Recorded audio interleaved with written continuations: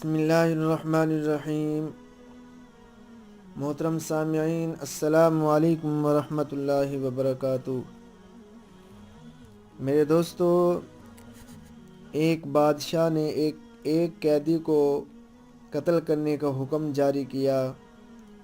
اس قیدی نے بادشاہ سے کہا کہ اے بادشاہ، مجھ پر جو تیرا غصہ ہے اس کی سزا تو مجھے ملنے والی ہے،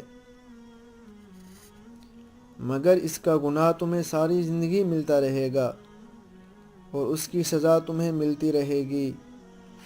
زندگی جنگل کی آندھی کی طرح گزر گئی، آرام اور راحت اور سکون اور اچھا برا سب گزر گیا۔ ظالم سمجھتا ہے کہ اس نے ظلم کیا، حالانکہ وہ خود پر ظلم کر رہا ہے۔ بادشاہ کو اس قیدی کی نصیحت اچھی لگی اور اس نے اس کے قتل کا حکم واپس لے لیا۔ عزیزان محترم، یاد رکھنا چاہیے کہ غصے کی بجائے ہوش سے فیصلہ کرنا چاہیے۔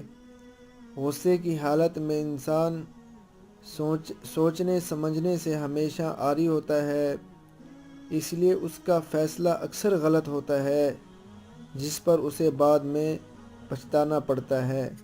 اس لیے ہمیں چاہیے کہ ہمیں سوچ سمجھ کر فیصلہ کرنا چاہیے۔